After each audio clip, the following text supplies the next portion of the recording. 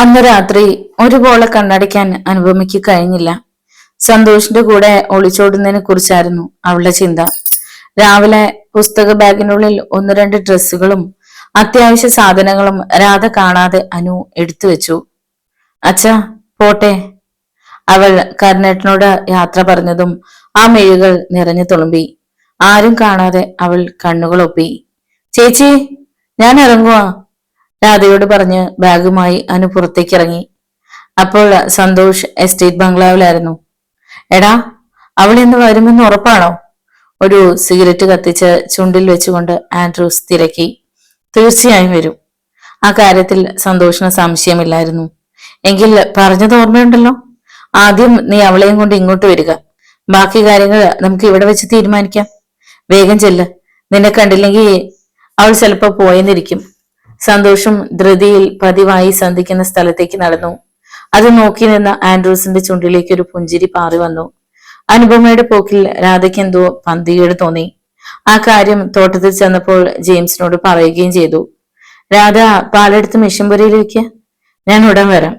ടാപ്പിങ്ങിന്റെ dress മാറ്റി മുണ്ടും ഷർട്ടും ധരിക്കുന്നതിനിടയിൽ ജെയിംസ് പറഞ്ഞു. അവൻ ധൃതിയിൽ മുമ്പോട്ട് നടന്നു. സന്തോഷ് പതിവ് സ്ഥലത്തെത്തിയപ്പോൾ അനുപമ കാത്തു നിന്നിരുന്നു.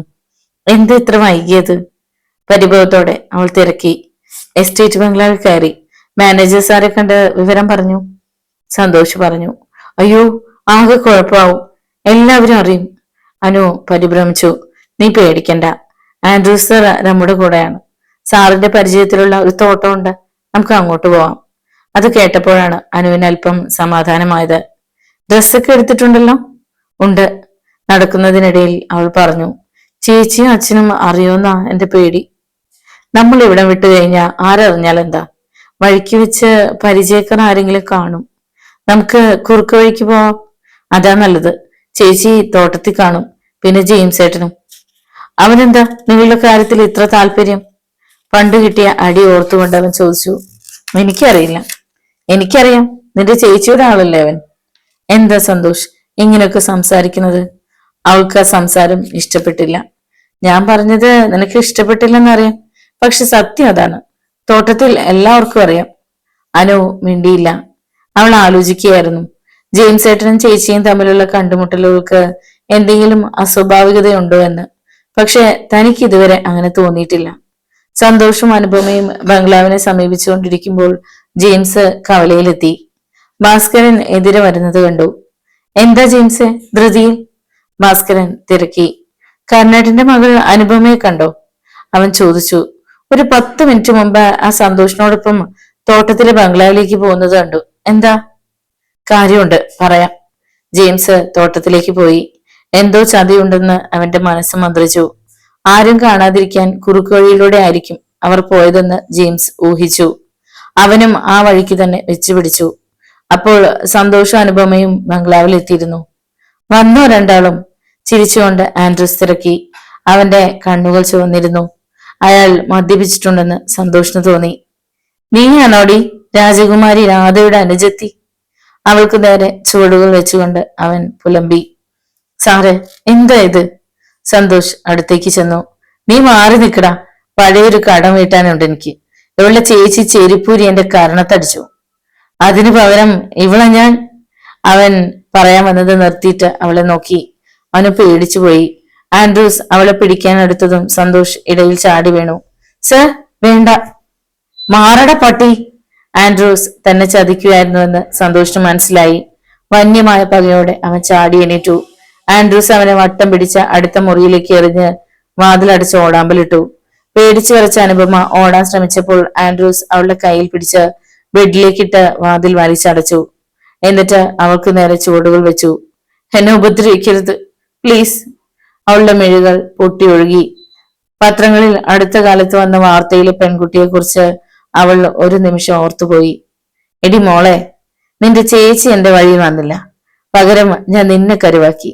അതിനുവേണ്ടി സന്തോഷിന് എത്ര പണം ഞാൻ നൽകിയെന്ന് നിനക്കറിയാമോ? അപ്പോൾ സ്നേഹം നടിച്ച് സന്തോഷ് തന്നെ വഞ്ചിക്കുകയായിരുന്നല്ലേ? ചേച്ചിയും ജെയിംസ് ഏട്ടനും പറഞ്ഞത് അനുസരിക്കാത്തതിൽ അവൾക്ക് ദുഃഖം തോന്നിയത് അപ്പോഴാണ്. മോളെ, ഈ ബംഗ്ലാവിൽ വന്നാൽ പിന്നെ ആൻഡ്രൂസിന്റെ ബെഡ്റൂം കാണാതെ ആരും പുറത്തു പോകില്ല. അടുത്ത ഊഴം നിന്റെ ചേച്ചിയുടേതാണ്. തന്റെ ഓവർകോട്ട് ഊരി എറിഞ്ഞുകൊണ്ട് ആൻഡ്രൂസ് പുലമ്പി. സർ, ഞാൻ പാവാണ്, ഒന്നും ചെയ്യരുത്. അവൾ കൈകൂപ്പി കേണു. ചേച്ചി ചെയ്ത തെറ്റിന് ശിക്ഷ അനുഭവിക്കുന്നത് അനുജത്തി. എന്റെ തത്വശാസ്ത്രം ഇതാണ്. മേശപ്പുറത്തിരുന്ന ബ്രാൻഡി കുപ്പിയെടുത്ത് ആൻഡ്രൂസ് വായിലേക്ക് കമഴ്ത്തി. രക്ഷപ്പെടാൻ ഒരു പഴുതും അനു കണ്ടില്ല. ആ ദുഷ്ടൻ തന്നെ നശിപ്പിച്ചാൽ ഇരവഞ്ഞിപ്പുഴ മാത്രമേ തനിക്ക് രക്ഷയുള്ളൂ. അവൾ മനസ്സിൽ ഉറച്ചു. അപ്പോഴാണ് ആരോ വാതിലിൽ തട്ടിയത്. ആൻഡ്രൂസ് ഒന്ന് ഞെട്ടി. പിന്നെ ബ്രാൻഡി കുപ്പി മേശപ്പുറത്ത് വെച്ച് വാതിലിനടുത്തേക്ക് ചുവടുകൾ വെച്ചു. വാതിലിൽ ശക്തിയായി മുട്ടുന്നുണ്ടായിരുന്നു. ആരാടാ വാതിലടിച്ചു പൊളിക്കുന്നത്? ദേഷ്യത്തോടെ ആൻഡ്രൂസ് വാതിൽ തുറന്നു. നിന്റെ തന്ത! മറുപടിക്കൊപ്പം നെഞ്ചത്തൊരു ചവിട്ടേറ്റ് ബെഡിന് മുകളിലേക്ക് ആൻഡ്രൂസ് തെറിച്ചു വീണു. തുറന്ന വാതിലൂടെ അകത്തേക്ക് കയറി വന്ന ജെയിംസിനെ കണ്ട് എല്ലാം മറന്ന് അനുപമ ഓടിച്ചെന്ന് കെട്ടിപ്പിടിച്ചു. എന്റെ ഏട്ടാ! അവൾക്ക് പൂർത്തിയാക്കാൻ കഴിഞ്ഞില്ല. കാരണം സങ്കടത്താൽ അവളുടെ വാക്കുകൾ പുറത്തേക്ക് വന്നില്ല. വിവരങ്ങൾ അറിഞ്ഞ കരുണേട്ടനും രാധയും ഞെട്ടിത്തരിച്ചുപോയി. ജെയിംസ് ഏട്ടൻ തക്ക സമയത്ത് അവിടെ എത്തിയില്ലായിരുന്നെങ്കിൽ എനിക്ക് പിറക്കാതെ പോയ എന്റെ മോനാടാ നീ. കരുണേട്ടൻ കരഞ്ഞുകൊണ്ട് ജെയിംസിനെ കെട്ടിപ്പിടിച്ചു. സാരയില്ല കരുണേട്ട, രാധയും അനുവും എനിക്ക് സൂസനെ പോലെയാണ്, അവൻ പറഞ്ഞു. പോകാൻ നേരം അകത്ത് കരഞ്ഞുകൊണ്ടിരുന്ന അനുവിന്റെ അടുത്തേക്ക് ചെന്നിട്ട് ജെയിംസ് പറഞ്ഞു, വരാനുള്ളത് വന്നു, ഇനിയെങ്കിലും സൂക്ഷിക്കണം. പോകുന്നതിന് മുമ്പ് രാധയോട് അവൻ പറഞ്ഞു, നടന്നതൊന്നും ആരും അറിയണ്ട. കരുണേട്ട, ഞാൻ ഇറങ്ങുന്നു. കയ്യും വീശി നടന്നു പോകുന്ന ജെയിംസിനെ അന്ന് ആദ്യമായി കാണുന്നത് പോലെ രാധ നോക്കി നിന്നു. ജെയിംസ് നേരെ പോയത് ആലങ്കര ബംഗ്ലാവിലേക്കാണ്. അവനെ കണ്ട് എങ്ങോട്ടോ പോകാൻ ഇറങ്ങിയ ആന്റണി മുതലാളി ചോദിച്ചു, എന്താ ജെയിംസെ പതിവില്ലാതെ? സന്തോഷം എവിടെ? അവൻ കുറച്ചു മുമ്പ് അത്യാവശ്യമാണെന്ന് പറഞ്ഞ് നാട്ടിലേക്ക് പോയല്ലോ. ജെയിംസ് ഉണ്ടായ സംഭവം വിവരിച്ചു. മാത്രമല്ല മുമ്പ് പഞ്ചായത്ത് മേരിയെ ബംഗ്ലാവിൽ കണ്ട കാര്യവും പറയാൻ മറന്നില്ല. ജെയിംസെ, ഇത് ആരോടും പറയല്ലേ, എനിക്കാ മാനക്കേട്. ഞാൻ ആൻഡ്രൂസിനെ കണ്ട് സംസാരിക്കാം. ഇനി അങ്ങനെ ഉണ്ടാകത്തില്ല. സാരമില്ല മുതലാളി, അവനെ സൂക്ഷിക്കണം. മുതലാളിക്ക് ഉണ്ടൊരു മോള്, അത് മറക്കണ്ട. അവൻ പറഞ്ഞതിന്റെ അർത്ഥം മനസ്സിലാകാതെ മുതലാളി മിഴിച്ചു നിന്നു. ടെറസിൽ നിന്ന് നീതു ജെയിംസ് ഗേറ്റ് കടന്നു വരുന്നത് കണ്ടിരുന്നു. അവൾ സന്തോഷത്തോടെ താഴേക്ക് ഓടി. അപ്പോൾ സോഫി അടുക്കളയിലായിരുന്നു. ജെയിംസ് വന്ന വിവരമൊന്നും അവൾ അറിഞ്ഞില്ല. ജെയിംസ് പൂന്തോട്ടത്തിലൂടെ ഗേറ്റിലേക്ക് ചെല്ലുമ്പോൾ ആരോ വിളിക്കുന്നത് പോലെ തോന്നി. തിരിഞ്ഞു നോക്കി അവൻ കണ്ടത് പടർന്നു പന്തലിച്ച ഗുൽമോഹർ മരത്തിന് പിന്നിൽ ചിരിച്ചുകൊണ്ട് നിൽക്കുന്ന നീതുവിനെയാണ്. എന്താ സാറ് പതിവില്ലാതെ ഇതുവഴി? അവൾ ചോദിച്ചു. വന്ന കാര്യം ഡാഡിയോട് പറഞ്ഞിട്ടുണ്ട്. അവൻ പോകാനായി ഭാവിച്ചു. എന്താ ഇത്ര തിരക്ക്? പോയിട്ട് കാര്യമുണ്ട്, അവൻ പറഞ്ഞു. ഞാനൊരു കത്ത് തന്നത് കിട്ടിയോ? ഏത് കത്ത്? ഒന്നും അറിയാത്ത മട്ടിൽ അവൻ ചോദിച്ചു. ആ സമ്മാന പുതുക്കില് വെച്ചത്. ഓ, അത് ഞാൻ നോക്കാതെ കീറിക്കളഞ്ഞു. അത് കള്ളം. എങ്കിൽ സത്യം പറയാം, അത് കണ്ടു, വായിച്ച് കീറിക്കളഞ്ഞു. പിന്നെ ഒരു കാര്യം തുറന്നു പറയാം, നീ ഇത് വിഷമിക്കരുത്. കുട്ടി ഉദ്ദേശിക്കുന്ന തരത്തിലുള്ള ആളല്ല ഞാൻ. എന്റെ കല്യാണം ഉറപ്പിച്ചു വെച്ചിരിക്കുകയാണെന്ന് അറിയാമല്ലോ. ദയവ് ചെയ്ത് ഇത്തരം കാര്യം പറഞ്ഞ് എന്റെ അടുക്കൽ വരരുത്, പ്ലീസ്. ജെയിംസ് വെട്ടിത്തിരിഞ്ഞ് ഗേറ്റ് തള്ളി തുറന്ന് വഴിയിലിറങ്ങി. നീതു ഓർക്കാപ്പുറത്ത് അടിയേറ്റതുപോലെ തരിച്ചു നിന്നു. കിട്ടുണ്ടി പറഞ്ഞതുപോലെ കൂരാച്ചുണ്ടിൽ നിന്നുള്ള ചെറുക്കനെയും കൂട്ടി പിറ്റേ ശനിയാഴ്ച തന്നെ സൂസന്നയെ കാണാനെത്തി. തലേന്ന് വിവരം ജെയിംസിനോട് പറഞ്ഞിരുന്നതിനാൽ അവർ ഒരുങ്ങിയാണ് ഇരുന്നത്. ചെറുക്കൻ കിട്ടുണ്ണിയോടൊപ്പം ഒറ്റത്തേക്ക് കയറി വന്നപ്പോഴേ ജെയിംസിന് ഇഷ്ടമായി. കാണാനും നല്ല ചന്തമുണ്ട്, സൂസന്നയ്ക്ക് ചേരും. ഇരിക്ക്, ജെയിംസ് പറഞ്ഞു. എന്താ പേര്? അവൻ തിരക്കി. ബെന്നി, ചെറുക്കൻ പറഞ്ഞു. അപ്പോൾ മത്തായിയും സാറാമ്മയും ഇറങ്ങി വന്നു. കിട്ടുണ്ണി എല്ലാവരെയും ബെന്നിക്ക് പരിചയപ്പെടുത്തി. ചേട്ടത്തി സൂസന്നെ വിളിക്ക്, കിട്ടുണ്ണി പറഞ്ഞു. സാറാമ്മ അകത്തേക്ക് പോയി. സൂസന്ന മുമ്പ് ജെയിംസ് വാങ്ങിക്കൊടുത്ത ഒരു വില കുറഞ്ഞ ഓയിൽ സാരി ഉടുത്ത് നിൽപ്പുണ്ടായിരുന്നു. മോളെ, നീ ആ ചായയും പലഹാരങ്ങളും കൊണ്ടു ചെല്ല്, സാറാമ്മ പറഞ്ഞത് അവൾ അനുസരിച്ചു. ചായയും പലഹാരങ്ങളും ടീപ്പോയുടെ പുറത്ത് വെച്ച് സൂസന്ന തല ഉയർത്തി. ഒരു നോക്ക് അവൾ ബെന്നിയെ കണ്ടു. ഒറ്റ നോട്ടത്തിൽ തന്നെ അവൾക്ക് അവനെ ഇഷ്ടമായി. ഇതെങ്കിലും നടന്നാ മതിയായിരുന്നു, അവൾ മനസ്സിൽ പ്രാർത്ഥിച്ചു. പിന്നെ പതിവ് പോലെയുള്ള ചോദ്യങ്ങളും ഉത്തരങ്ങളും. ഒടുവിൽ പോകാനായി എണീറ്റ ബെന്നി പറഞ്ഞു, മറ്റന്നാള് അപ്പച്ചനെയും അമ്മച്ചയും ഇങ്ങോട്ട് അയക്കാം. എനിക്ക് സൂസനെ ഇഷ്ടപ്പെട്ടു. എല്ലാവർക്കും സന്തോഷമായി. കാരണം അവർക്കൊക്കെ ബെന്നിയെ ഇഷ്ടമായിരുന്നു. തിങ്കളാഴ്ച തന്നെ ബെന്നിയുടെ മാതാപിതാക്കൾ തടത്തിൽ വീട്ടിലെത്തി. സ്ത്രീധനവും സ്വർണവും പറഞ്ഞ് ഒരു ധാരണയിലെത്തി. മനസ്സമ്മതം ഞായറാഴ്ച നടത്താം. കല്യാണം ക്രിസ്തുമസ് കഴിഞ്ഞു വരുന്ന തിങ്കളാഴ്ചയും. എന്താ? ബെന്നിയുടെ അപ്പൻ കുഞ്ഞുമറിയത് മത്തായിയുടെയും ജെയിംസിന്റെയും മുഖത്തേക്ക് മാറി മാറി നോക്കി. ഞങ്ങൾക്ക് സമ്മതക്കേടൊന്നുമില്ല, മത്തായി പറഞ്ഞു.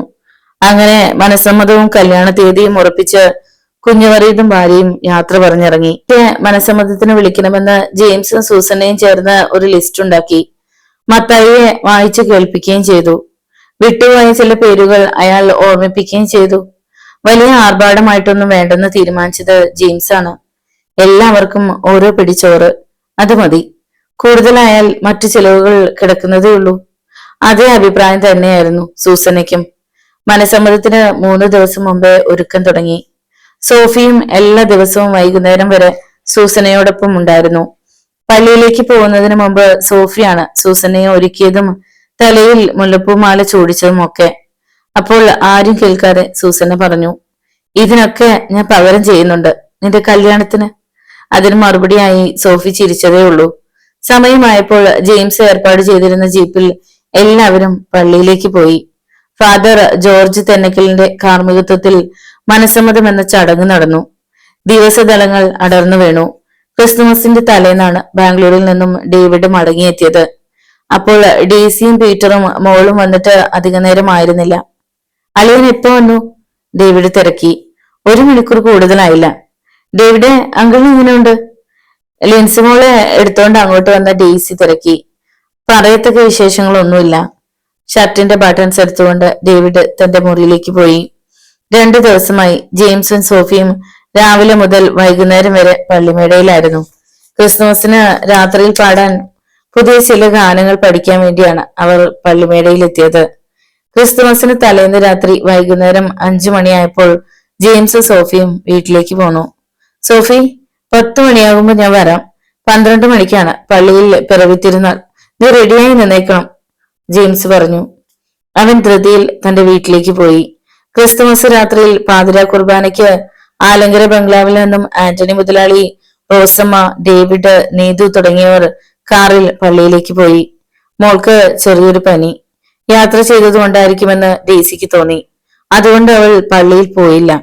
രാവിലെ പോകാമെന്ന് ഡേസി പറഞ്ഞു. ഡേസിയെ തനിച്ചിരുത്താൻ പറ്റാത്തതുകൊണ്ടും പീറ്റർ പള്ളിയിൽ പോയില്ല. 10 മണിക്ക് തന്നെ ജെയിംസ് സോഫിയെ വീട്ടിൽ ചെന്ന് കൂട്ടിക്കൊണ്ടുവന്ന് പള്ളിയിലേക്ക് പോയി. 12 മണിക്ക് പള്ളിയിൽ പിറവിത്തിരുന്നാൾ ആരംഭിച്ചു. ആഘോഷമായ പാട്ടുകുർബാനയ്ക്ക് ശേഷം ജെയിംസും കുടുംബവും വരാൻ സോഫി പുറത്ത് കാത്തുനിന്നു. അപ്പോൾ ആലങ്കരയിലെ കാറ് വന്ന് അവൾക്ക് അടുത്ത് നിന്നു. സോഫി, നീ വരുന്നോ? റോസമ്മ തിരക്കി. ഇല്ല, ജെയിംസും അമ്മയും സൂസന്നയൊക്കെ ഉണ്ട്, അവൾ പറഞ്ഞു. എന്നാൽ ഞങ്ങൾ വരട്ടെ? കാറിൽ ഡേവിഡും നീതുവും മുതലാളിയും ഇരിക്കുന്നത് സോഫി കണ്ടു.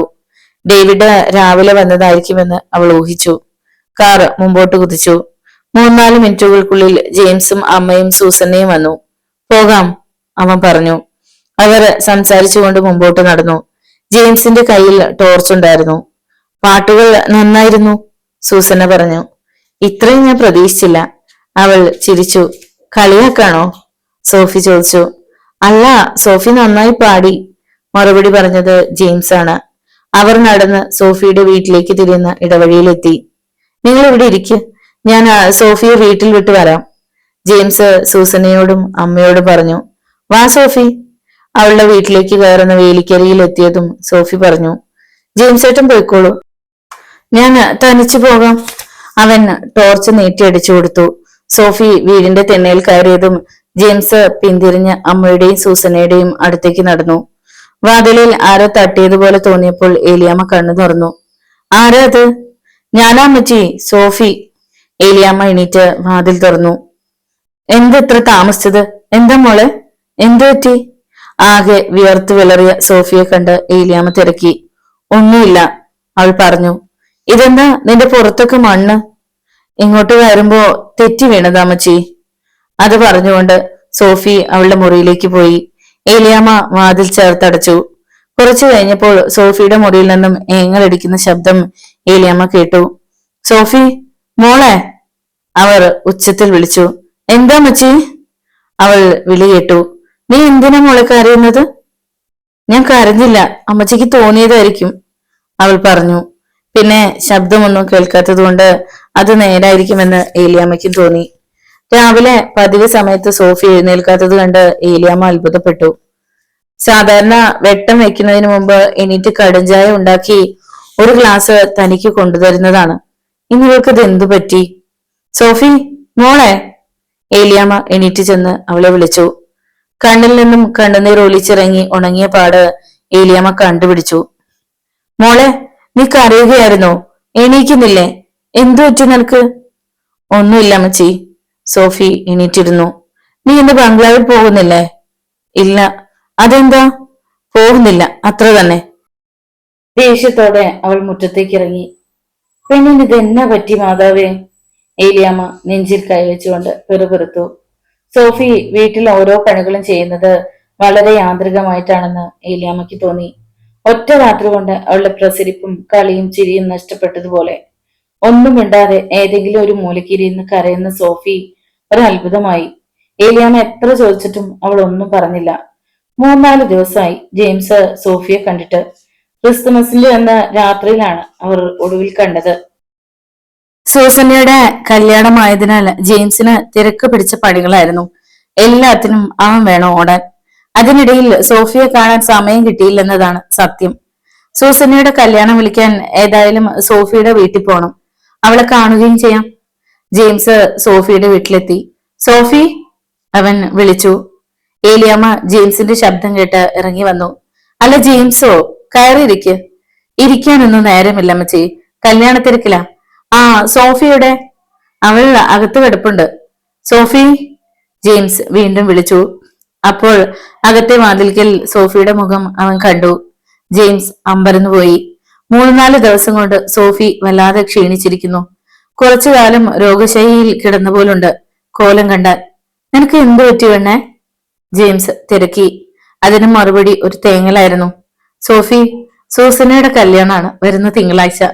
നീയും അമ്മച്ചിയും നേരത്തെ തന്നെ വരണം. നിന്നെ വിളിക്കണ്ടെന്ന് അറിയാം, എങ്കിലും ആ ചടങ്ങ് എന്ന നിലയിൽ പറഞ്ഞതേയുള്ളൂ.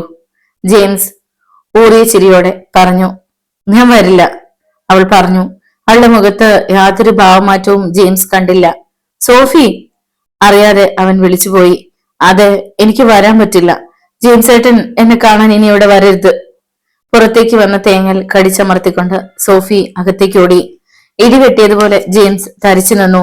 അവൻ ഞെട്ടിപ്പോയി. ഒരു നിമിഷം പോലും തന്നെ പിരിഞ്ഞിരിക്കാൻ വയ്യെന്ന് പറഞ്ഞ സോഫിയാണ് പറഞ്ഞത് ജെയിംസ് ഏട്ടൻ ഇനി ഇവിടെ വരരുതെന്ന്. അവനൊന്നും മനസ്സിലായില്ല. അവളുടെ മട്ടും ഭാവവും കണ്ട് തമാശയാണെന്നും തോന്നിയില്ല. എന്താടി നീ പറഞ്ഞത്? അത് കേട്ട് ഏലിയാമ്മ ദേഷ്യപ്പെട്ടു. വേണ്ട അമ്മച്ചി, ഒന്നും പറയണ്ട, ജെയിംസ് പറഞ്ഞു. അവന്റെ ചങ്കിൽ കാരമുള്ള തറഞ്ഞു കയറുന്നത് പോലെ തോന്നി. തന്റെ പ്രിയപ്പെട്ട സോഫിയാണോ അത് പറഞ്ഞത്? അവൻ ഒരിക്കലും അത് വിശ്വസിക്കാനായില്ല. സോഫി, തമാശ പറയാൻ വേണ്ട നേരമാണോ ഇത്? അകത്തേക്ക് ചെന്ന ജെയിംസ് അവളുടെ തോളിൽ കൈവച്ചുകൊണ്ട് പറഞ്ഞു. വേണ്ട ജെയിംസ് ഏട്ടാ, എന്നെ തൊടണ്ട. ഞാൻ പറഞ്ഞത് സത്യമാണ്. എനിക്ക് ജെയിംസ് ഏട്ടനെ കാണണ്ട. എന്നെ കാണാൻ ഇവിടെ വരരുത്. അവൾ ഒഴിഞ്ഞു മാറി. ഇടികർത്തി വരാമുടനായി കുറച്ചു സമയം കൂടി അവിടെ നിന്ന ശേഷം ജെയിംസ് ജീവച്ചവം പോലെ ഇറങ്ങി നടന്നു. കരൾ പറയുന്ന വേദനയോടെ. സമനില തെറ്റിയതുപോലെയുള്ള അവന്റെ പോക്ക് ജനാലയിലൂടെ സോഫി കാണുന്നുണ്ടായിരുന്നു. അവളുടെ ചങ്കു പിടഞ്ഞു. ഹൃദയത്തിൽ ആരോ കഠാര കുത്തിയിറക്കിയ പോലുള്ള നീറ്റൽ. പൊട്ടിക്കരഞ്ഞുകൊണ്ട് അവൾ കട്ടിലേക്ക് വീണു. നീ എന്താ അവനോട് പറഞ്ഞതെന്ന് നിനക്കറിയാമോ? ഏലിയാമ്മ ദേഷ്യത്തോടെ അവളുടെ അടുത്തേക്ക് വന്നു. നിന്നെ കെട്ടാൻ നടന്ന ആ ചെറുക്കനോട് നീ എന്താടി പറഞ്ഞു വിട്ടത്? നിനക്കെന്താ ഭ്രാന്തി പിടിച്ചോ? സോഫി ജെയിംസിനോട് അങ്ങനെ പറഞ്ഞു വിട്ടത് ഏലിയാമ്മയ്ക്ക് സഹിച്ചില്ല. പൊന്നും പണവും ഒന്നും ഇല്ലാതെ 2 കൈ നീട്ടി അവളെ സ്വീകരിക്കാൻ തയ്യാറായി നിന്ന ചെറുക്കനാണ് ജെയിംസ്. ഈ കരയിൽ ഇത്ര നല്ല ചെറുപ്പക്കാരൻ വേറെ കാണില്ല. എന്നിട്ട് അവൾ പറഞ്ഞത് കേട്ടില്ലേ? സോഫി ഒന്നിനും മറുപടി പറയാതെ കിടന്നു. ദൈവമേ, ഞാൻ എന്റെ ജെയിംസ് ഏട്ടനോട് എന്താണ് പറഞ്ഞത്? തന്നെ കാണാൻ വരരുതെന്ന്. തനിക്ക് എങ്ങനെ അത് പറയാൻ കഴിഞ്ഞു? ഈശ്വര, ഞാനൊരു പാപിയായി പോയല്ലോ. കട്ടിലിൽ തലയിടിച്ചുകൊണ്ട് സോഫി ഏങ്ങലടിച്ചു കരഞ്ഞു. ഓരോന്ന് പറഞ്ഞിട്ട് കിടന്ന് കാറുന്നത് എന്തിനാടി? നിന്റെ തല ചത്തോ? ഏലിയാമ്മ ദേഷ്യത്തോടെ അടുക്കളയിലേക്ക് പോയി. സോഫി പിന്നീട് ആലങ്കര ബംഗ്ലാവിൽ പണിക്ക് പോയില്ല. അവൾ ബംഗ്ലാവിൽ പോകുന്ന വഴി കാണാമെന്ന പ്രതീക്ഷയിൽ ജെയിംസ് ഒന്നു രണ്ട് ദിവസം കാത്തുനിന്നു. പക്ഷേ അവൾ വന്നില്ല. അപ്പോഴാണ് സോഫി ബംഗ്ലാവിൽ പണിക്ക് പോകുന്നില്ലെന്ന വിവരം ജെയിംസ് അറിഞ്ഞത്. അവൻ നിരാശനായി. ടാപ്പിംഗ് സ്ഥലത്ത് ചെന്നാലും ഒന്നിനും ഒരു ഉത്സാഹവുമില്ല. സോഫിയുടെ മാറ്റം അവനെ തളർത്തി കളഞ്ഞിരുന്നു. കരുണേട്ടനെ കല്യാണം വിളിക്കാൻ പോകാൻ വേണ്ടി ഇറങ്ങിയതായിരുന്നു ജെയിംസ്. കരുണേട്ടന്റെ അസുഖം കുറഞ്ഞ ടാപ്പിങ്ങിന് പോകാൻ തുടങ്ങിയതായിരുന്നു. വഴിക്ക് വെച്ച് ലൂസിയോടൊപ്പം തലയിൽ പുല്ലുംകെട്ടുമായി വരുന്ന സോഫിയെ ജെയിംസ് കണ്ടു. അവനെ കണ്ടതും അപരിചിതനെ കണ്ടതുപോലെ അവൾ വഴി മാറിക്കൊടുത്തു. ലൂസി മുമ്പോട്ട് നടന്നു. സോഫി നടക്കാൻ തുടങ്ങിയപ്പോ ജെയിംസ് പറഞ്ഞു, നിൽക്ക്, എനിക്ക് അല്പം സംസാരിക്കാനുണ്ട്. അത് കേട്ട് അവൾ നിന്നു. എന്നിട്ട് പുല്ലിൻകെട്ട് നിലത്തിറക്കി വെച്ചു. സോഫി, എനിക്കൊന്നും മനസ്സിലാകുന്നില്ല. നിനക്ക് എന്തു പറ്റി? മുഖവരെ എന്നോണം അവൻ ചോദിച്ചു. ജെയിംസ്, നമ്മൾ തമ്മിൽ ഇഷ്ടപ്പെട്ടു. കൊച്ചുനാൾ മുതൽ കളിച്ചു വളർന്നവർ. എല്ലാം ശരിയാണ്. പക്ഷെ ജെയിംസ് എന്നെ മറക്കണം. മറ്റൊരു വിവാഹം കഴിക്കണം. ഞാൻ ശപിക്കപ്പെട്ടവളാണ്. എന്നെ ജെയിംസിന് വേണ്ട. അവസാനമായപ്പോഴേക്കും അവളുടെ കണ്ണു നിറഞ്ഞു തുളുമ്പി, തൊണ്ടയുടറി. ജെയിംസ് എന്ന് തന്റെ സോഫി ഒരിക്കൽ പോലും ജെയിംസ് ഏട്ടാന്ന് മുഴുവൻ വിളിച്ചിട്ടില്ല. അവളാണിപ്പോ ഒരു പരിചയവും ഇല്ലാത്തതുപോലെ ജെയിംസ് എന്നും. അവന്റെ ഇടനെഞ്ചിൽ ഒരു വിങ്ങലുണ്ടായി. താനും സോഫിയും രണ്ട് ധ്രുവങ്ങളിലാണിപ്പോൾ എന്നവന് തോന്നി. സോഫി, നീ പറഞ്ഞു വരുന്നത്? എന്നിട്ടും അവന് വിശ്വസിക്കാൻ കഴിഞ്ഞില്ല. നമ്മൾ കണ്ടിട്ടുമില്ല, പരിചയപ്പെട്ടിട്ടുമില്ല. ഇനി ജെയിംസ് എന്നെ കാണരുത്. അത് പറഞ്ഞുകൊണ്ട് പുല്ലിൻ കെട്ടെടുത്ത് തലയിൽ വെച്ചുകൊണ്ട് സോഫി നടന്നു. ആ പോക്ക് നോക്കി ജെയിംസ് തരിച്ചു നിന്നു. കരുണേട്ടന്റെ വീട്ടിലേക്ക് ജെയിംസ് യാന്ത്രികമായി ചുവട് വെച്ചു. താനും സോഫിയും ചേർന്ന് എന്തൊക്കെ സ്വപ്നങ്ങൾ നെയ്തുകൂട്ടിയിരുന്നു. ഇന്നുവരെ മറ്റൊരു പെണ്ണിനെ കുറിച്ച് ചിന്തിച്ചിട്ട് പോലുമില്ല. ആരുടെയെങ്കിലും കാര്യം ഓർക്കുമ്പോൾ മനസ്സിൽ തെളിയുന്നത് ചിരിക്കുന്ന സോഫിയുടെ മുഖമായിരുന്നു. ആ താനിപ്പോൾ അവൾക്ക് അന്യനായിരിക്കുന്നു. എവിടെയോ വെച്ച് കണ്ടുമുട്ടിയ പരിചയക്കാരെ പോലെ. താൻ അവൾക്ക് വെറും ജെയിംസ് മാത്രം. സോഫി തന്നിൽ നിന്ന് ഒരുപാട് ദൂരം പോയി കഴിഞ്ഞു എന്ന് അവന് മനസ്സിലായി. അത് ഓർത്തപ്പോൾ ഹൃദയം വലിച്ചു പറിച്ചെടുക്കുന്നത് പോലെ ജെയിംസിന് തോന്നി. എന്താണ് സോഫിക്ക് പറ്റിയത്? എത്ര ചിന്തിച്ചിട്ടും ജെയിംസിന് ഒന്നും മനസ്സിലായില്ല. ജെയിംസ് കരുണേട്ടന്റെ വീട്ടിലെത്തി. രാധയും അനുപമയും സന്തോഷത്തോടെ അവനെ സ്വീകരിച്ചു. അനുവിന് ജെയിംസ് സ്വന്തം ചേട്ടനെ പോലെയാണ്. എന്തു കാര്യത്തിനും അവനോട് അഭിപ്രായം ചോദിക്കും. കരുണേട്ടൻ എവിടെ? ജെയിംസ് തിരക്കി. ഇവിടെ ഉണ്ടായിരുന്നു. പറമ്പിലോട്ട് ഇറങ്ങിയെന്ന് തോന്നുന്നു. ഞാൻ വിളിക്കാം. രാധ പുറത്തേക്ക് ഇറങ്ങി. അനു നന്നായി പഠിക്കുന്നുണ്ടല്ലോ? അവൻ തിരക്കി. ഉണ്ട് ജെയിംസ് ഏട്ടാ. സൂസന്ന ചേച്ചിയുടെ കല്യാണം ഉറപ്പിച്ചല്ലേ? അതെ, നിങ്ങളെ കല്യാണത്തിന് ക്ഷണിക്കാനാ ഞാൻ വന്നത്. അല്ല, ജെയിംസോ? തലയിൽ കെട്ടിയ തുവർത്തുമുണ്ടഴിച്ച് കൈ തുടച്ചുകൊണ്ട് കരുണേട്ടൻ കയറി വന്നു. ഞാൻ ആ വാഴയ്ക്ക് അല്പം മണ്ണ് കൂട്ടുമായിരുന്നു. കരുണേട്ടൻ പറഞ്ഞു. ഇപ്പൊ കുഴപ്പമൊന്നുമില്ലല്ലോ? തൽക്കാലം ഇല്ല. ഇനി വീണാൽ എണീക്കുന്ന കാര്യം സംശയമാ. കരുണേട്ടൻ ആവശ്യമില്ലാതെ ഒന്നും പറയണ്ട. ഞാൻ വന്നത് സൂസന്നയുടെ കല്യാണം ക്ഷണിക്കാനാണ്. വരുന്ന തിങ്കളാഴ്ച എല്ലാവരും വരണം. തീർച്ചയായും. ചെറുക്കൻ കൂരാച്ചുണ്ടുകാരൻ പയ്യനല്ലേ? അതെ, ഞാനെന്ന് പറഞ്ഞ് ബെന്നി തന്നെ. സൂസന്നയുടെ കഴിഞ്ഞ ജെയിംസിന് സോഫിയെ വിളിച്ചുകൊണ്ടുവരാമല്ലോ, അല്ലേ? കരുണേട്ടൻ ചിരിച്ചു. പക്ഷെ ജെയിംസിന് യാതൊരു ഭാവമാറ്റവും ഇല്ലായിരുന്നു. സാധാരണ അങ്ങനെയല്ല. അത് മനസ്സിലാക്കിയ കരുണേട്ടൻ ചോദിച്ചു, എന്താ ജെയിംസേ? ആ കല്യാണം നടക്കില്ല കരുണേട്ട. അടക്കി നിർത്തിയ അവന്റെ ദുഃഖം അണപൊട്ടി ഒഴുകി. കരുണേട്ടൻ അമ്പരന്നു. അവർക്കുള്ള ചായയുമായി വന്ന രാധയും അത് കേട്ട് നിശ്ചലം നിന്നു. എന്താണ് ജെയിംസ് ഉണ്ടായത്? നിങ്ങൾക്ക് രണ്ടാൾക്കും എന്തു പറ്റി? അവരുടെ ബന്ധത്തെക്കുറിച്ച് വളരെ നന്നായി അറിയാവുന്ന കരുണേട്ടൻ ചോദിച്ചു. എനിക്ക് അറിയില്ല കരുണേട്ട. അവൾ എന്നിൽ നിന്നും ഒരുപാട് അകലെയായി. കണ്ണുകൾ തുടച്ചുകൊണ്ട് ജെയിംസ് പറഞ്ഞു. നടന്നതൊക്കെ ജെയിംസ് കരുണേട്ടനോട് വിവരിച്ചു. അവരുടെ സംസാരം രാധയും കേൾക്കുന്നുണ്ടായിരുന്നു. ഞാൻ ഇന്ന് സംസാരിക്കാൻ ജെയിംസ് ഏട്ടാ, സോഫിയോട്. രാധ പറഞ്ഞു. വേണ്ട രാധേ, ആര് പറഞ്ഞാലും അവളെനി കേൾക്കുമെന്ന് തോന്നുന്നില്ല. സാരമില്ല, എല്ലാം വിധിയാണെന്ന് സമാധാനിക്കാം. കരുണേട്ടാ, എല്ലാവരും വരണം. ഞാൻ ഇറങ്ങുന്നു. പറഞ്ഞത് ഓർമ്മയുണ്ടല്ലോ? ചായ ഗ്ലാസ് കാലിയാക്കി രാധയുടെ കയ്യിൽ കൊടുത്തുകൊണ്ട് ജെയിംസ് എണീറ്റു. യാത്ര പറഞ്ഞിറങ്ങുമ്പോൾ രാധ അവന് പിന്നാലെ പറമ്പിന്റെ വിളിമ്പ് വരെ ചെന്നു യാത്ര അയക്കാൻ. ജെയിംസ് തിരിഞ്ഞു നോക്കുമെന്ന് കരുതി കുറച്ചു സമയം രാധ അവിടെ തന്നെ നിന്നു. എന്നാൽ ഒന്ന് തിരിഞ്ഞു പോലും നോക്കാതെ അവൻ നടന്ന് വളവിൽ മറഞ്ഞു. സൂസന്നയുടെ വിവാഹം മംഗളമായി നടന്നു. സോഫി മാത്രം ആ വിവാഹത്തിന് വന്നില്ല. ജെയിംസിൽ നിന്നും സൂസന്ന വിവരം അറിഞ്ഞു. സോഫി എന്തിന് ജെയിംസ് ചേട്ടനോട് ഇത് ചെയ്തുവെന്ന് അവൾക്ക് മനസ്സിലായില്ല. തന്റെ പ്രിയപ്പെട്ട കൂട്ടുകാരിയായിരുന്നു സോഫി. ഭാവിയിൽ തന്റെ നാത്തൂനാകാൻ പോകുന്നവൾ. ആ പരിഗണന താൻ എപ്പോഴും അവൾക്ക് കൊടുത്തിരുന്നു.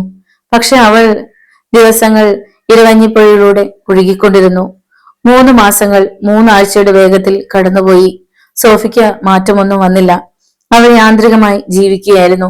പള്ളിക്കൊയറിൽ പാടുന്നത് നിർത്തി. സോഫി ഇല്ലാത്തതുകൊണ്ട് ജെയിംസ് പാടാൻ പോകാറില്ലായിരുന്നു. അവരുടെ സ്ഥാനത്ത് പുതിയ 2 കുട്ടികളെത്തി. സോഫി പള്ളിയിൽ പോക്ക് ഞായറാഴ്ച മാത്രമായി ഒതുക്കി. ഓശാന ഞായറാഴ്ച പള്ളിയിൽ വെച്ച് അവൾ സൂസന്നയെ കണ്ടു. കൂടെ അവളുടെ ഭർത്താവ് ബെന്നിയും ഉണ്ടായിരുന്നു. സൂസന്നയെ കണ്ട് സോഫി വരണ്ട ഒരു പുഞ്ചിരി സമ്മാനിച്ചു. ഇത് എന്റെ ആള്. സൂസന്ന ബെന്നിയെ സോഫിക്ക് പരിചയപ്പെടുത്തി. എന്നിട്ട് സോഫിയെ മാറ്റി നിർത്തിയിട്ട് പറഞ്ഞു, എന്തിനാ സോഫി നീ എന്റെ ജെയിംസ് ഏട്ടനോട് ഈ ചതി ചെയ്തത്? പാവത്തിന് ഊണും ഉറക്കവും ഒന്നുമില്ല. സ്വന്തം ജീവനേക്കാളേറെ ആ പാവം നിന്നെ സ്നേഹിച്ചത് കൊണ്ടാണോ നീ ഇങ്ങനെ ചെയ്തത്? സോഫി എന്ന മന്ത്രം മാത്രമേ ആ നെഞ്ചിലുള്ളൂ, അറിയാമോ നിനക്ക്? പക്ഷെ നീ അത് മറന്നല്ലോ സോഫി. സോഫിക്ക് മറുപടി ഒന്നുമില്ലായിരുന്നു. അവളുടെ മിഴിക്കോണിൽ അമൃതബിന്ദുക്കൾ മുത്തുമണികൾ പോലെ തിളങ്ങുന്നത് സൂസന്ന കണ്ടു. തന്റെ ഏറ്റവും പ്രിയപ്പെട്ട കൂട്ടുകാരിയായിരുന്നു സൂസന്ന. ഒരുപക്ഷെ സൂസന്നയിലൂടെയാണ് താൻ ജെയിംസ് ഏട്ടനിലേക്ക് കൂടുതൽ അടുത്തത്. എന്നിട്ട് കണ്ണുകൾ നിറഞ്ഞപ്പോൾ സോഫി മുഖം തിരിച്ച് യാത്ര പോലും പറയാതെ ആളുകൾക്കിടയിൽ മറഞ്ഞു. ആ പോക്ക് കണ്ട് സൂസന്ന അമ്പരന്ന് നിന്നു. 2 ദിവസം കഴിഞ്ഞ് ഒരു വൈകുന്നേരം സോഫി പള്ളിമേടയിലെത്തി. ഫാദർ ജോർജ് തെന്നലയ്ക്കൽ അവളെ കണ്ടിറങ്ങി വന്നു. എന്താ സോഫി, നിനക്ക് എന്തു പറ്റി? ജെയിംസ് എല്ലാം പറഞ്ഞു എന്നോട്. അച്ചോ, എനിക്കൊന്ന് കുമ്പസരിക്കണം. എല്ലാം ഞാൻ അച്ഛനോട് പറയാം.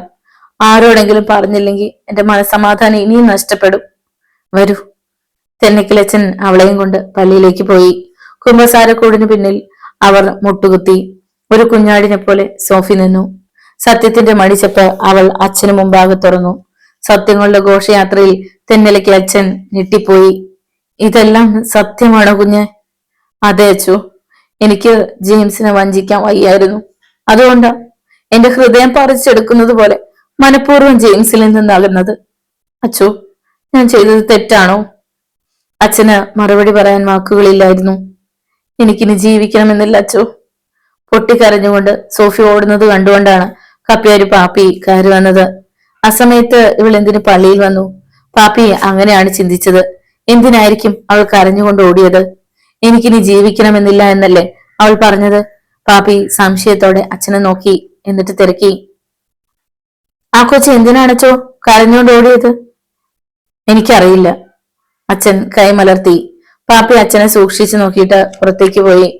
സന്ധ്യാമണി അടിക്കാൻ വന്നതായിരുന്നു അയാൾ. അച്ഛൻ ചിന്താഗ്രസ്തനായി താടിക്ക് കൈയും കൊടുത്ത് കുമ്പസാരക്കൂട്ടിൽ കുറച്ചു സമയം ഇരുന്നു. പിറ്റേന്ന് പോസ്റ്റ്മാന്റെ സൈക്കിൾ ബെൽ കേട്ടാണ് സോഫി ഇറങ്ങി നോക്കിയത്. ഒരു കത്തുണ്ട്. പോസ്റ്റ്മാൻ കത്തെടുത്ത് അവൾക്ക് കൊടുത്തു. സോഫി കത്ത് പൊട്ടിച്ച് വായിക്കാൻ തുടങ്ങി. ആരുടെ അടി കത്ത്? ഏലിയമ്മ തിരക്കി. ജോസുട്ടിച്ചായന്റെ അമ്മച്ചി. ഈസ്റ്ററിന് ജോസുട്ടിച്ചായ വരുന്നെന്ന്. പണ്ടൊക്കെ ആയിരുന്നെങ്കിൽ ജോസുട്ടി വരുന്ന കത്ത് വന്നാൽ സോഫി നിലത്തെങ്ങും നിൽക്കാറില്ലായിരുന്നു. ആദ്യം ജെയിംസിനെ ആയിരിക്കും വിവരം അറിയിക്കുക. പക്ഷെ ഇപ്പോൾ എത്ര നിർവികാരതയോടാണ് അവൾ അത് പറഞ്ഞത്. ജോസുട്ടിച്ചായൻ വരാതിരുന്നെങ്കിലെന്ന് സോഫി ആഗ്രഹിച്ചു. 2 ദിവസം കൂടി കഴിഞ്ഞാൽ ഈസ്റ്റർ ആണ്. അതിനു മുമ്പ് ജോസൂട്ടി വരുമോ?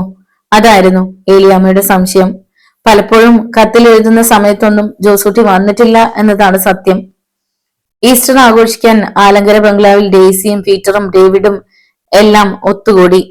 ആന്റണി മുതലാളിയും ഡേവിഡും ക്ഷണിച്ചതുകൊണ്ട് ആൻഡ്രൂസ് ബംഗ്ലാവിൽ എത്തിയിരുന്നു. പീറ്ററും ആൻഡ്രൂസും സംസാരിച്ചുകൊണ്ടിരുന്നു. ഡേവിഡ് അകത്തു പോയി. ഡാഡി കാണാതെ ശിവാശ്രീകളുടെ കുപ്പിയുമായി അവർക്കരികിലേക്ക് വന്നു.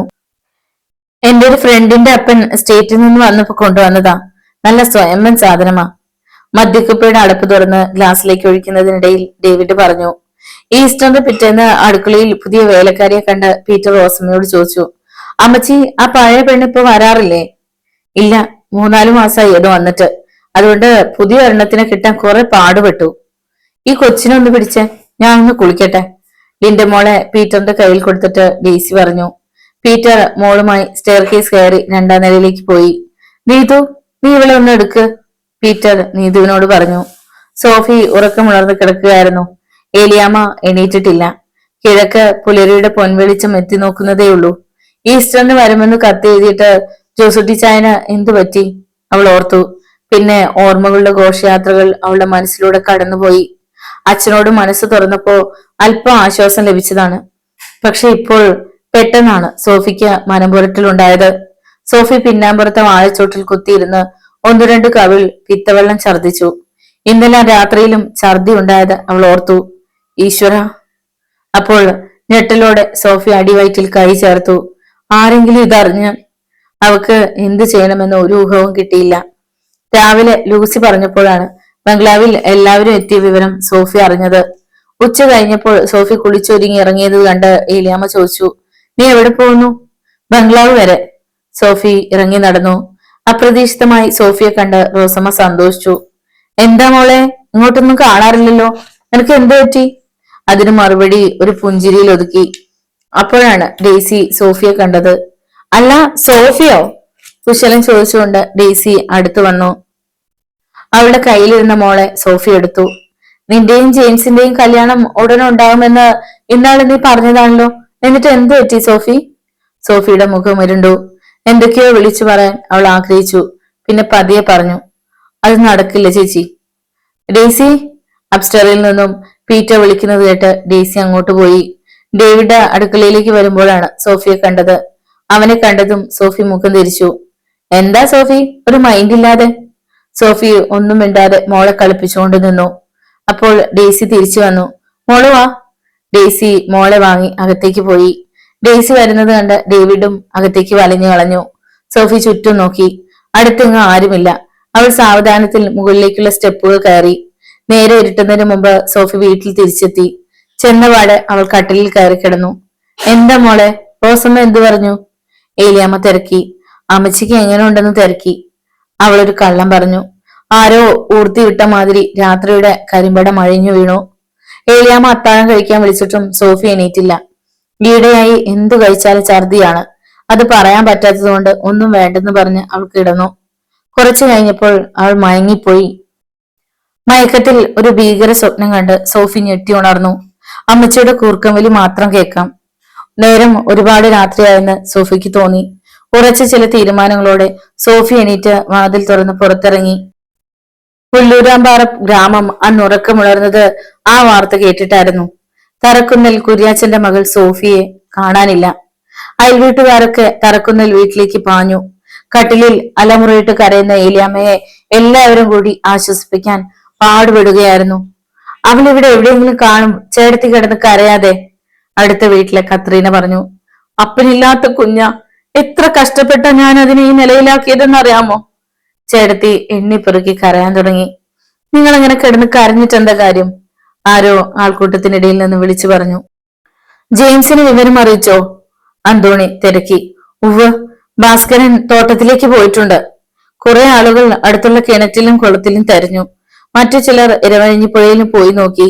പക്ഷെ സോഫിയെ കണ്ടെത്താനായില്ല. പുല്ലൂരാമ്പാറയിലെ പള്ളി വികാരി ഫാദർ ജോർജ് തന്നിലക്കൽ പള്ളിമുറിയിലായിരുന്നു. അപ്പോഴാണ് അന്തോണി ഓടിക്കതിച്ചു വന്നത്. എന്താ അന്തോണി, എന്തു പറ്റി? അച്ചോ, നമ്മുടെ തറക്കുന്നതിലെ സോഫിയെ നേരം വെളുത്തപ്പോ മുതൽ കാണാനില്ല. ഒറ്റ ശ്വാസത്തിൽ അന്തോണി പറഞ്ഞൊപ്പിച്ചു. എന്റെ കർത്താവേ, ആ പെങ്കുച്ച് എവിടെ പോയി? അച്ഛൻ അറിയാതെ പറഞ്ഞു. ജെയിംസിനെ അറിയിച്ചോ? ആള് പോയിട്ടുണ്ട് അച്ചോ. പോലീസിൽ അറിയിക്കണ്ടേ അന്തോണി? ജെയിംസ് കുട്ടി വന്ന് എല്ലായിടത്തും ഒന്നുകൂടി തെരഞ്ഞിട്ട് മതിയെന്നാ എല്ലാവരും പറയുന്നത്. ശരിയാ, അത് മതി, അച്ഛൻ പറഞ്ഞു. ഞാൻ അങ്ങോട്ട് ചെല്ലട്ടെ. ഇനി ബംഗ്ലാവിൽ കൂടി ചെന്ന് നോക്കണം. അന്തോണി ആലങ്കര ബംഗ്ലാവിലേക്കുള്ള വഴിയെ പാഞ്ഞു. മാതാവേ, ആ കുട്ടിയെ കാത്തോളണേ. ഫാദർ തെന്നലയ്ക്കൽ മൗനമായി പ്രാർത്ഥിച്ചു. അന്തോണി ആലങ്കര ബംഗ്ലാവിൽ എത്തുമ്പോൾ ആന്റണി മുതലാളി സിറ്റ് ഔട്ടിൽ അന്നത്തെ പത്രം അയച്ചുകൊണ്ടിരിക്കുകയായിരുന്നു. എന്താണ് അന്തോണി, ഇന്ന് നീ തോട്ടത്തിൽ പോയില്ലേ? മുതലാളിയുടെ എസ്റ്റേറ്റിലെ ടാപ്പിംഗുകാരനാണ് അന്തോണി. ഇല്ല മുതലാളി, തറക്കുന്നതിലെ സോഫിയെ ഇന്ന് രാവിലെ മുതൽ കാണാനില്ല. ആളുകൾ തെരഞ്ഞുകൊണ്ടിരിക്കുക.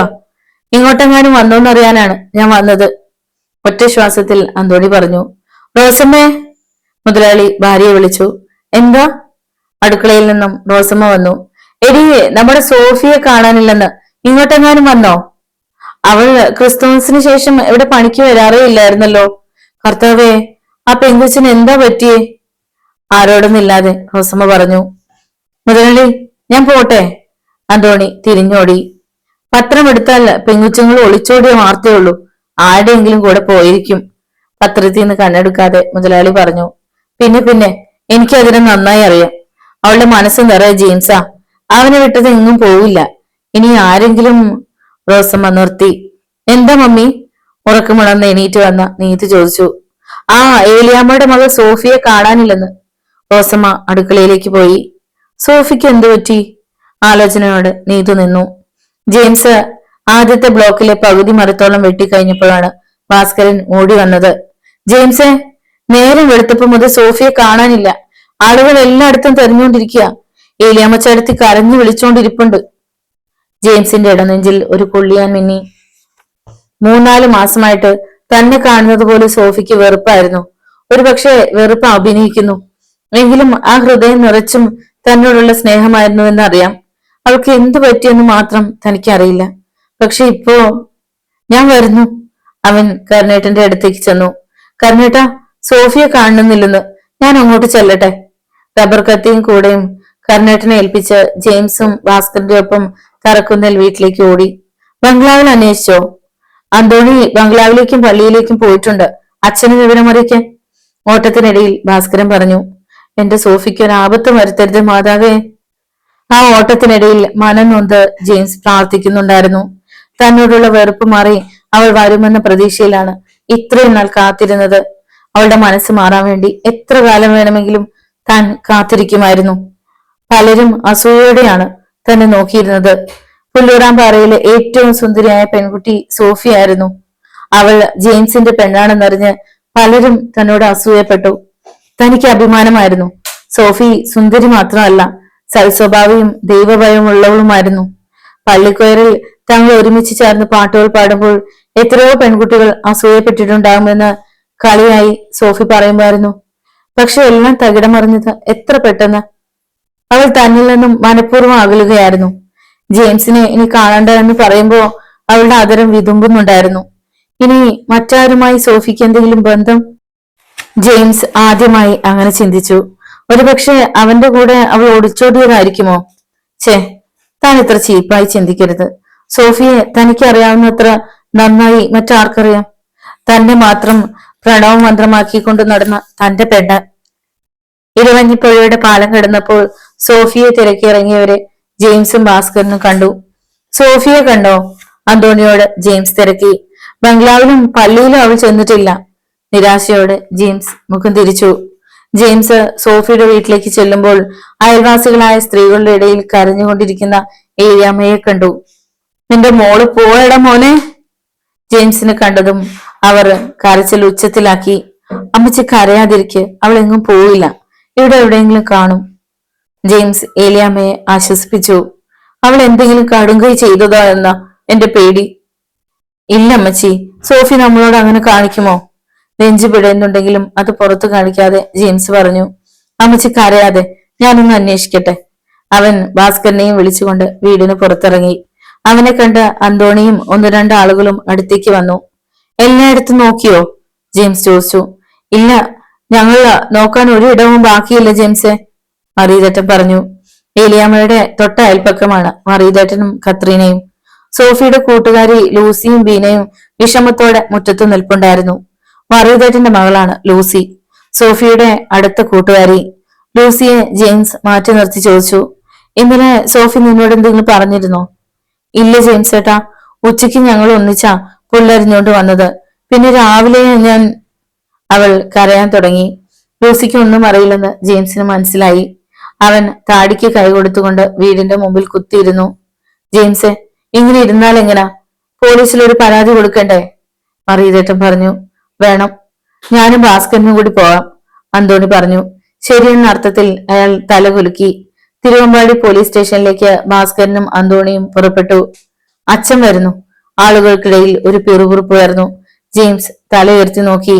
ലോഹയുടെ തുമ്പ് ഉയർത്തിപ്പിടിച്ച് പറമ്പിന്റെ അതിരിലുള്ള വേലി കടന്നു വരുന്നു ഫാദർ ജോർജ് തെന്നലയ്ക്കൽ. അച്ചോ! ഫാദറിനെ കണ്ട് ജെയിംസ് ചാടി എണീറ്റു. അവന്റെ കണ്ണുകൾ നിറയുന്നത് ഫാദർ കണ്ടു. കരയാതെ, അവൾക്കൊന്നും സംഭവിക്കില്ല, നമുക്ക് ദൈവത്തോട് പ്രാർത്ഥിക്കാം. അച്ഛൻ അവനെ ആശ്വസിപ്പിക്കാൻ പറഞ്ഞു. അവിടെ കൂടി നിന്നവരോടായി അച്ഛൻ സംസാരിക്കുന്നുണ്ടായിരുന്നു. അന്തോണി എഴുതി കൊടുത്ത പരാതി സബ് ഇൻസ്പെക്ടർ ഹരിശങ്കർ വായിച്ചു നോക്കി. എപ്പോ മുതലാണ് കാണാതായത്? SI തിരക്കി. നേരം പുലർന്നപ്പോഴാണ് സർ അവളെ കാണാനില്ലെന്ന് മനസ്സിലായത്. അടുത്ത വീട്ടിൽ നിന്ന് ആരെങ്കിലും ചെറുപ്പക്കാർ അപ്രത്യക്ഷമായിട്ടുണ്ടോ എന്ന് അന്വേഷിച്ചോ? ഉവ്വ് സർ, അങ്ങനെ ആരുമില്ല. ഞാൻ അന്വേഷിക്കാം. പിന്നെ കാണാതായ പെൺകുട്ടിയുടെ സ്വഭാവം എങ്ങനെ? നല്ല തങ്കപ്പെട്ട സ്വഭാവമായിരുന്നു സാറേ. തനിക്ക് എങ്ങനെ അറിയാമത്? ഞാൻ വേണ്ടത് ചെയ്യാം. ശരി സർ. ഭാസ്കരനും അന്തോണിയും തിരിച്ചു പോന്നു. പിറ്റേന്ന് രാവിലെ വീണ്ടും മറ്റൊരു വാർത്തയുമായിട്ടാണ് ഗ്രാമം ഉണർന്നത്. ആ വാർത്ത കേട്ട് ജെയിംസ് നടുങ്ങി. കാലിന് കൂച്ചുവിലങ്ങിട്ട പോലെ അവൻ നിശ്ചലായി നിന്നു. ശരീരത്തിലെ രോമകൂപങ്ങൾ ഉണർന്നെണീറ്റു. സോഫി, എന്റെ മോളെ! അവനിൽ നിന്നും ഒരു ആർത്തനാദം ഉയർന്നു. ഒരിക്കലും താൻ കേട്ട വാർത്ത സത്യമായിരിക്കരുത് എന്ന് അവൻ പ്രാർത്ഥിച്ചു. ആളുകൾ തുഷാരഗിരിയിലേക്ക് ഓടി. എല്ലാവരുടെയും കണ്ണുകൾ വെള്ളത്തിലായിരുന്നു. വെള്ളച്ചാട്ടത്തിൽ കരയോട് ചേർന്ന് പാദസരമിട്ട 2 പാദങ്ങൾ മാത്രമേ വെള്ളത്തിന് മുകളിൽ പ്രത്യക്ഷപ്പെട്ടിരുന്നുള്ളൂ. അത് തറക്കുന്നേലെ സോഫി തന്നെയാണെന്ന് ജനം വിധി എഴുതി. ആത്മഹത്യയോ കൊലപാതകമോ? മറ്റു ചിലർക്ക് അതറിയാനായിരുന്നു ധൃതി. അന്തോണിയും കൂട്ടരും പോലീസ് സ്റ്റേഷനിലേക്ക് ഓടി. അരമണിക്കൂറിനുള്ളിൽ സബ് ഇൻസ്പെക്ടർ ഹരിശങ്കറും 2-3 കോൺസ്റ്റബിൾമാരും ജീപ്പിൽ കുതിച്ചു വന്നു. ജീപ്പ് വെള്ളച്ചാട്ടത്തിന് അരികിലേക്ക് വരില്ലായിരുന്നു. അവർ റോഡ് സൈഡിൽ ജീപ്പ് നിർത്തി. അവിടുന്ന് 1 കിലോമീറ്ററോളം ദൂരമുണ്ടായിരുന്നു വെള്ളച്ചാട്ടത്തിലേക്ക്. അന്തോണിയും സംഘവും പോലീസിന് വഴി കാണിച്ച് മുമ്പേ നടക്കുന്നുണ്ടായിരുന്നു. ആരോ വേലക്കാർ പറഞ്ഞ് പുലരുമ്പോൾ തന്നെ ആലങ്കര ബംഗ്ലാവിലും വിവരം അറിഞ്ഞിരുന്നു. ആ വാർത്ത റോസമ്മയ്ക്ക് വിശ്വസിക്കാനേ കഴിഞ്ഞില്ല. പോലീസ് സംഘം വെള്ളച്ചാട്ടത്തിനടുത്തെത്തി. അവരെ കണ്ട് അവിടെ കൂടി നിന്നിരുന്ന ആളുകൾ ആദരവോടെ വഴിമാറിക്കൊടുത്തു. അടുത്ത വീട്ടിൽ നിന്ന് ആരോ ഒരു മേശയും കസേരയും കൊണ്ടുവന്ന് അവിടെ ഇട്ടു. SI ഹരിശങ്കർ പോലീസുകാർക്ക് വേണ്ട നിർദ്ദേശങ്ങൾ നൽകിക്കൊണ്ടിരുന്നു. അവിടെ കൂടി നിന്ന 2 പേർ SIയുടെ നിർദ്ദേശപ്രകാരം വെള്ളത്തിലേക്ക് ചാടി. എന്നിട്ട് ശവം കരയിലേക്ക് ഉയർത്തിക്കൊണ്ടുവന്നു. ആകാംക്ഷയോടെ കരയിൽ നിന്നവർ ശവത്തിലേക്ക് ഉറ്റുനോക്കി. മരിച്ചത് സോഫി തന്നെയാണോ എന്ന് ഉറപ്പിക്കാനായിരുന്നു അത്. ശവം വെള്ളത്തിൽ നിന്നും എടുത്ത് കരയിൽ കിടത്തി. അയ്യോ ദൈവമേ, ഇത് സോഫി തന്നെയാണല്ലോ! ആൾക്കൂട്ടത്തിനിടയിൽ നിന്നും കൂട്ട നിലവിളി ഉയർന്നു. ഹരിശങ്കർ ശവത്തെ വിശദമായി പരിശോധിച്ചു. ആത്മഹത്യയോ കൊലപാതകമോ എന്നറിയാനായിരുന്നു അത്. പക്ഷേ ഒറ്റ നോട്ടത്തിൽ മരണത്തെക്കുറിച്ച് ഒന്നും പറയാനാവില്ലെന്ന് അദ്ദേഹത്തിന് മനസ്സിലായി. നാട്ടുകാർ കൊണ്ടുവന്നിട്ട് കസേരയിൽ ഇരുന്നു കൊണ്ട് ഒരു കോൺസ്റ്റബിൾ ഇൻക്വസ്റ്റ് തയ്യാറാക്കാൻ തുടങ്ങി. ജെയിംസ് ഓടുകയായിരുന്നു. ദൂരത്ത് നിന്ന് ആളുകളും പോലീസും കൂടി നിൽക്കുന്നത് അവൻ കണ്ടു. അവന്റെ ഹൃദയമെടുപ്പ് ദ്രുതഗതിയിലായി. സോഫി ആയിരിക്കരുതേ എന്ന് മനസ്സ് 1000 വട്ടമെങ്കിലും മന്ത്രിക്കുന്നുണ്ടായിരുന്നു. ആളുകൾക്കിടയിലൂടെ തിക്കി തിരക്കി അകത്തേക്ക് കയറിയ ജെയിംസ് തറയിൽ കിടക്കുന്ന ശവം ഒന്നേ നോക്കിയുള്ളൂ. സോഫി മുഴുവനാക്കുന്നതിന് മുമ്പ് അവൻ പിന്നിലേക്ക് മറിഞ്ഞു. പിന്നിൽ നിന്ന് അന്തോണി അവനെ താങ്ങി പിടിച്ചില്ലായിരുന്നെങ്കിൽ തീർച്ചയായും നിലത്ത് വീഴുമായിരുന്നു. വിവരമറിഞ്ഞ ഏലിയാമ്മ നെഞ്ചത്തടിച്ച് നിലവിളിച്ചു. അയൽക്കാരായ സ്ത്രീകൾക്കൊന്നും അവരെ ആശ്വസിപ്പിക്കാനായില്ല. ബംഗ്ലാവിൽ നിന്നും ആന്റണി മുതലാളിയും നീതുവും റോസമ്മയും ഡേവിഡും എല്ലാം സോഫിയുടെ ശവം അവസാനമായി ഒരു നോക്ക് കാണാനെത്തി. ജെയിംസിന്റെ ചാച്ചൻ തടത്തിൽ മത്തായിയും അമ്മ സാറാമ്മയും തകർന്ന ഹൃദയവുമായിട്ടാണ് സോഫിയെ കാണാൻ വന്നത്. തന്റെ മകന്റെ ഭാര്യയായി വലതുകാലം വെച്ച് കയറിവനായിരുന്ന പെൺകൊച്ചാണ് മരിച്ചു മരവിച്ചിവിടെ. അതോർത്തപ്പോൾ സാറാമ്മ വിങ്ങി പൊട്ടിപ്പോയി. പ്രിയ കൂട്ടുകാരിയെ ഒരു നോക്ക് കാണാൻ ഭർത്തൃഗൃഹത്തിൽ നിന്നും ജെയിംസിന്റെ സഹോദരി സൂസന്റെയും പാഞ്ഞെത്തി. മനസ്സിൽ എന്നോ തന്റെ നാത്തൂനായി സങ്കല്പിച്ചിരുന്നതാണ് സോഫിയെ അവൾ. നിയന്ത്രണം വിട്ട് സൂസന്ന പൊട്ടിക്കരഞ്ഞു. ഹരിശങ്കറിന്റെ നിർദ്ദേശപ്രകാരം ആംബുലൻസ് എത്തിച്ചേർന്നു. ആരാണ് ആദ്യം ശവം കണ്ടത്? ഹരിശങ്കർ ചോദിച്ചു. ഞങ്ങളാ സാറേ. 2 പേർ ആളുകൾക്കിടയിൽ നിന്നും മാറി നിന്നു. നിങ്ങളുടെ പേര്? SI തിരക്കി. ഞാൻ മുരുകൻ, ഇത് ഗണേശൻ. നിങ്ങൾ എന്ത് ചെയ്യുന്നു? ആന്റണി മുതലാളിയുടെ തോട്ടത്തിലെ പണിക്കാരാണ്. അപ്പുറത്ത് മലഞ്ചെരുവിലുള്ള ലയത്തിലാണ് താമസം. നിങ്ങളുടെ ദേശം? തിരുനെൽവേലി. തമിഴ് കലർന്ന മലയാളത്തിൽ അവർ പറഞ്ഞുകൊണ്ടിരുന്നു. എപ്പോഴാണ് ശവം കണ്ടത്? രാത്രി. നിങ്ങൾ രാത്രി എന്തിനിവിടെ വന്നു? മീൻ പിടിക്കാൻ. രാത്രി ഞങ്ങൾ ചൂണ്ടയിടാൻ വരാറുണ്ട് സാറേ. അവർ പറഞ്ഞത് സത്യമാണെന്ന് അവരുടെ മുഖഭാവത്തിൽ നിന്നും ഹരിശങ്കറിന് തോന്നി. ഇനിയും ചിലപ്പോൾ സ്റ്റേഷനിൽ വന്ന് ഈ വിവരങ്ങൾ പറയേണ്ടി വരും. അന്നേരം മാറ്റി പറഞ്ഞേക്ക് ഇടവരരുത്. ഇല്ല സർ, നിങ്ങൾ പോയിക്കോളൂ. 1 കിലോമീറ്ററോളം ശവശരീരം സ്ട്രക്ചറിൽ ചുമന്നുകൊണ്ടുവന്നാണ് ആംബുലൻസിൽ കയറിയത്. പോസ്റ്റ്മോർട്ടത്തിനായി ശവം മെഡിക്കൽ കോളേജ് ആശുപത്രിയിലേക്ക് കൊണ്ടുപോയി. കൂടുതൽ ചോദ്യം ചെയ്യൽ പിന്നെയാകാമെന്ന് ഹരിശങ്കർ കരുതി. ആദ്യം കൊലപാതകമാണോ എന്നറിയണം. കപ്പേര് പാപ്പി പറഞ്ഞാണ് ഫാദർ തെന്നലിക്കൽ വിവരമറിഞ്ഞത്. അവൾ പറഞ്ഞതുപോലെ പ്രവർത്തിച്ചു. അദ്ദേഹത്തിന്റെ വിറയാർന്ന ആദരം മന്ത്രിച്ചു. പാപ്പിക്കത് മനസ്സിലായില്ല. തകർന്ന ഹൃദയത്തോടെ ജെയിംസ് പുഴക്കരയിൽ തളർന്നിരുന്നു. ജെയിംസിനെ ആശ്വസിപ്പിക്കാൻ കരുണേട്ടനും സംഘത്തിനും വാക്കുകളില്ലായിരുന്നു. സോഫി മോളെ, നീ എന്തിനീ ചതി ചെയ്തു? അവന്റെ അന്തരാത്മാവ് നീറിപ്പുകഞ്ഞുകൊണ്ടിരുന്നു. ആരുടെയും ആശ്വാസവചനങ്ങളിൽ ആറിത്തണുക്കുന്ന ഒന്നായിരുന്നില്ല ജെയിംസിന്റെ മനസ്സ്. സോഫി തന്നെ ഒരിക്കലും കാണരുതെന്ന് പറഞ്ഞെങ്കിലും അവന്റെ ഉള്ളിൽ നിന്നും അവൾ മാഞ്ഞു പോയിരുന്നില്ല. അത്ര പെട്ടെന്ന് മാഞ്ഞു പോകുന്നതായിരുന്നില്ലല്ലോ അവർ തമ്മിലുള്ള ബന്ധം. ഇനി ആ എസ് സംഘവും ഇങ്ങോട്ട് വരുമോന്നാ എന്റെ പേടി. തിരിച്ച് ബംഗ്ലാവിലെത്തിയ ഉടനെ റോസമ്മ ആന്റണിയോട് പറഞ്ഞു. ഡേവിഡും നീതുവും അടുത്തുണ്ടായിരുന്നു. അതെന്തിനാടി? മുതലാളിയുടെ നെറ്റിച്ചുളിഞ്ഞു. പൊന്നാര മോനോട് ചോദിച്ചു നോക്ക്. അവൻ കുറച്ചു നാൾ ആ കൊച്ചിന്റെ പിന്നാലെ നടന്ന് ശല്യം ചെയ്തതല്ലേ? അവളെയും ജെയിംസിനെയും ഗുണ്ടകളെ കൊണ്ട് തല്ലിക്കാൻ നോക്കിയതല്ലേ? അത് കേട്ടതും ഡേവിഡ് അവിടെ നിന്ന് സ്ഥലം വിട്ടു. നിനക്കൊന്നും മിണ്ടാതിരിക്കാമോ? ഞാൻ വേണ്ടത് ചെയ്തോളാം. ഡേവിഡിനും ഭയം തോന്നാതിരുന്നില്ല. ജെയിംസിനെ ചോദ്യം ചെയ്യുമ്പോൾ താൻ അവളെ ശല്യം ചെയ്തിരുന്ന കാര്യം അവൻ പോലീസിനോട് പറയും. പോസ്റ്റ്മോർട്ടത്തിന് ശേഷം 4 മണിയോടുകൂടി സോഫിയുടെ ശവം വിട്ടുകിട്ടി. അതൊരു കൊലപാതകമാണെന്ന് ഹരിശങ്കറിന് ഉറപ്പായിരുന്നു. കൂടുതൽ അറിയണമെങ്കിൽ പോസ്റ്റ്മോർട്ടം റിപ്പോർട്ട് കിട്ടിയാലേ സാധിക്കൂ. BSFിലുള്ള സോഫിയുടെ സഹോദരൻ ജോസൂട്ടിയെ ഫോണിൽ വിളിച്ച ആരോ വിവരം അറിയിച്ചിരുന്നു. അവൻ വരുന്നത് കാക്കാതെ ശവം പള്ളിയിലേക്ക് എടുത്തു. സെമിത്തേരിയിൽ അവൾക്ക് മുകളിൽ ഉയർന്നു വന്ന നനവാർന്ന മൺകൂനിക്ക് സമീപം ഇരുന്ന് ഒരു കൊച്ചുകുട്ടിയെ പോലെ ജെയിംസ് പൊട്ടിക്കരഞ്ഞു. അവന് അവളോടുള്ള സ്നേഹം കണ്ണുനീർ തുള്ളികളായി ഇരു കപോലങ്ങൾ വഴി ഒഴിച്ചിറങ്ങി. കരുണേട്ടൻ ബലമായിട്ട് അവനെ പിടിച്ചെഴുന്നേൽപ്പിച്ചു. എന്റെ സോഫി! അത് മുഴുമിപ്പിക്കാതെ അവൻ കരുണേട്ടന്റെ തോളിൽ മുഖം അമർത്തി പൊട്ടിക്കരഞ്ഞു. വാ ജെയിംസെ, വീട്ടിൽ പോകാം. കരുണേട്ടൻ അവനെ താങ്ങി പിടിച്ചു. ജെയിംസിന്റെ ദുഃഖം കണ്ട് കരുണേട്ടന്റെ മകൾ രാധയ്ക്കും നിയന്ത്രിക്കാനായില്ല. ആരും കാണാതെ അവൾ പാവാടത്തുമ്പം കൊണ്ട് നിറഞ്ഞ മിഴികൾ തുടച്ചു. ജെയിംസ് ജലപാനം പോലുമില്ലാതെ കിടക്കുകയായിരുന്നു. അവന്റെ മനസ്സിൽ സോഫിയുടെ നിർജീവമായ ശരീരമായിരുന്നു. എടാ മോനെ, വല്ലതും കഴിക്ക്. ഇങ്ങനെ കിടന്ന മരിച്ചു പോയുള്ള തിരിച്ചു വരുമോ? സാറാമ്മ മകനെ ആശ്വസിപ്പിച്ചു. സൂസന്റെയും ആശ്വാസവചനങ്ങളുമായി അമ്മയോടൊപ്പം ഉണ്ടായിരുന്നു. അതിനീ ദുർബുദ്ധി തോന്നിച്ചല്ലോ. എല്ലാം വിധി തന്നെ, അല്ലാതെ എന്താ പറയുക? സാറാമ്മ ആരോടൊന്നില്ലാതെ പറഞ്ഞു. ഇല്ലമ്മേ, അവൾ ആത്മഹത്യ ചെയ്യില്ല, എനിക്കറിയാം, ജെയിംസ് പറഞ്ഞു. പിന്നെ? ചോദ്യഭാവത്തിൽ സാറാമ്മ മകന്റെ മുഖത്തേക്ക് നോക്കി. പിറ്റേന്ന് രാവിലെ തന്നെ ഹരിശങ്കർ പോലീസ് സർജൻ ഡോക്ടർ സൈമണെ കാണാൻ അദ്ദേഹത്തിന്റെ ക്വാർട്ടേഴ്സിലെത്തി. സോഫിയുടെ ശവശരീരം പോസ്റ്റ്മോർട്ടം ചെയ്തത് സൈമൺ ആയിരുന്നു. ഇരിക്കൂ ഇൻസ്പെക്ടർ. ഡോക്ടർ ഹരിശങ്കറെ സ്വീകരിച്ചു. ഡോക്ടർ, ആ കുട്ടിയുടെ പോസ്റ്റ്മോർട്ടം റിപ്പോർട്ട് തയ്യാറായിട്ടുണ്ട്. ഡോക്ടർ സേഫിനുള്ളിൽ നിന്നും ഒരു ഫയൽ എടുത്ത് മേശപ്പുറത്ത് വെച്ചു. ഇൻസ്പെക്ടർ, ഇതൊരു കൊലപാതകമാണ്. എനിക്ക് ആദ്യമേ സംശയമുണ്ടായിരുന്നു. കഴുത്തിൽ കയറുപോലുള്ള എന്തോ സാധനം കൊണ്ട് വലിഞ്ഞു മുറുക്കി ശ്വാസം മുട്ടിച്ച ശേഷമാണ് കൊല നടത്തിയിരിക്കുന്നത്. കൃത്യം മറ്റെവിടെയെങ്കിലും വെച്ച് നടത്തിയ ശേഷമായിരിക്കണം വെള്ളച്ചാട്ടത്തിൽ കൊണ്ടുവന്നിട്ടത്. ഡോക്ടർ 2 ദിവസം മുമ്പാണ് കുട്ടിയെ കാണാതായത്. കാണാതായ അന്ന് രാത്രി 12 മണിക്കെങ്കിലും കൊല നടന്നിരിക്കണം. അതിനുശേഷമാണ് ശവം കയത്തിൽ തള്ളിയത്, അല്ലേ? അതെ. ഡോക്ടർ, ആ കുട്ടി റേപ്പ് ചെയ്യപ്പെട്ടിരുന്നോ? ഇല്ല, പക്ഷേ 3 മാസം ഗർഭിണിയായിരുന്നു. എന്ത്?